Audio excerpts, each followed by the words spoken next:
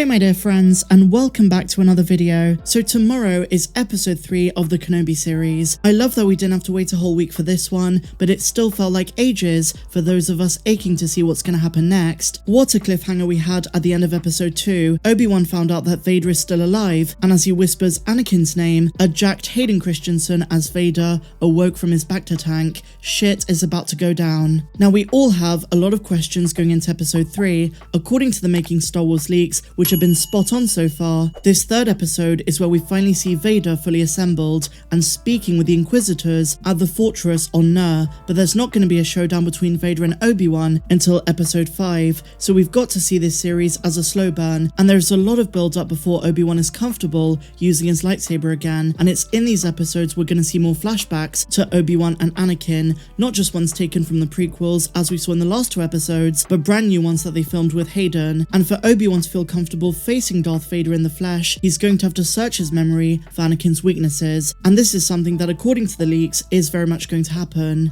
And at some stage soon, O'Shea Jackson Jr.'s character Roken is going to get involved in the picture. All we know is that he's a rebel partisan connected to Saw Gerrera's group and another ally who's going to help Obi-Wan. So more characters are coming into the picture, and the Inquisitor subplot is about to intensify. They don't trust Reva, and she's proved herself to be disconnected from the rest of them, even stabbing the Grand Inquisitor straight through the abdomen. And that brings us on to another major question going into episode 3. What the hell is the deal with the Grand Inquisitor? He cannot be dead because he's still alive later in Star Wars Rebels. As brutal as Reva's stab was, I think the easiest answer is that he's going to spend some time healing and then be back. But there are some really interesting fan theories out there. One of them suggests that a different former Jedi Temple guard, another Powan, is going to take his place. And so according to that theory, the Grand Inquisitor we see in this series is not the same one as the one we later see in Star Wars Rebels. I think this would be a daring plot twist, and I really doubt that Lucasfilm will do it. But until proven otherwise, guys, I just think the Grand Inquisitor's gonna heal and eventually come back into the show. And besides, as we learn in Star Wars Rebels, he's more afraid of Vader's wrath than of death itself. Another really good question is if Leia is going to be kidnapped again. Well, once again, guys, according to the leaks, the answer is yes. It's going to take a good portion of the series to return her to Alderaan safely, but in that process,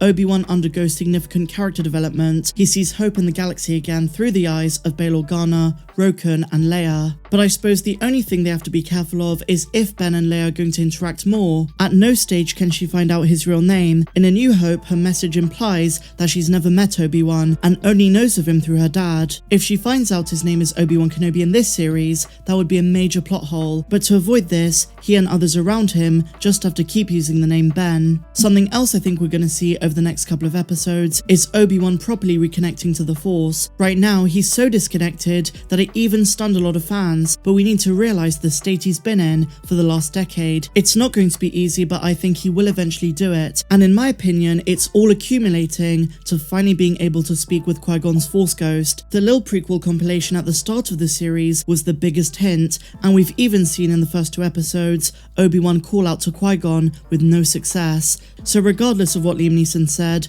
I think a Qui-Gon Force Ghost appearance is going to happen. Not right now, not in episodes 3 or 4, but in the last 2, or maybe even only in episode 6. But going back to this next episode, episode 3, the one thing most fans are looking forward to is the return of Darth Vader. This is it, guys. We're just hours away. Are you excited? Let me know your thoughts in the comments down below. And I will say, for those of you who've not really enjoyed the first 2, give it time. As I said at the start of this video, Obi-Wan Kenobi is a slow burn series. Like a massive film, there's a lot of build up that needs to happen, and we're not always going to get answers right away. So patience is key. But now, my dear friends, we have some more Star Wars news. Let's talk about the Lando series, because Kathleen Kennedy provided an update. So once again, guys, this is from Cinema Blend. In yesterday's video, we covered their interview with Jon Favreau, who confirmed The Mandalorian Season 4, that's right guys, 4, is currently being written, even though Season 3 is not even out yet. With Filoni writing the Ahsoka series, he's gotten a head start on the 4th season of Mando, which in his words is going to be an endgame style event that's going to provide a crossover from the Ahsoka series, the main show The Mandalorian, the Book of Boba Fett, and even the new series Skeleton Crew with Jude Law. But Cinema Blend also sat down with Kathleen Kennedy, the Lucasfilm president,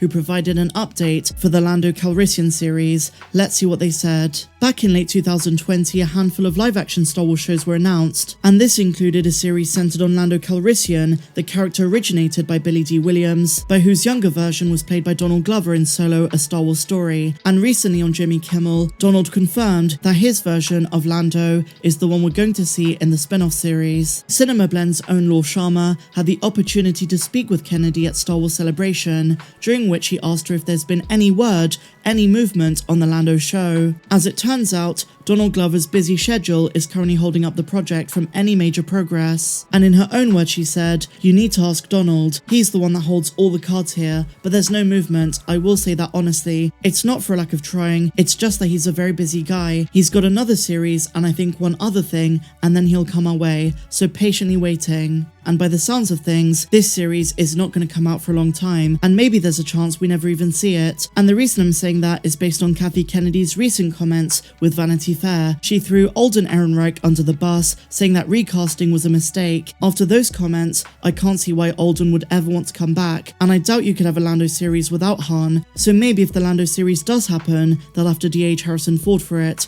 Or, if the paycheck is fat, then we might see Alden again. Now, aside from Donald Glover's involvement, all we know about the Lando series is that Justin Simien is the director. It's going to be a very long time until this show comes to fruition.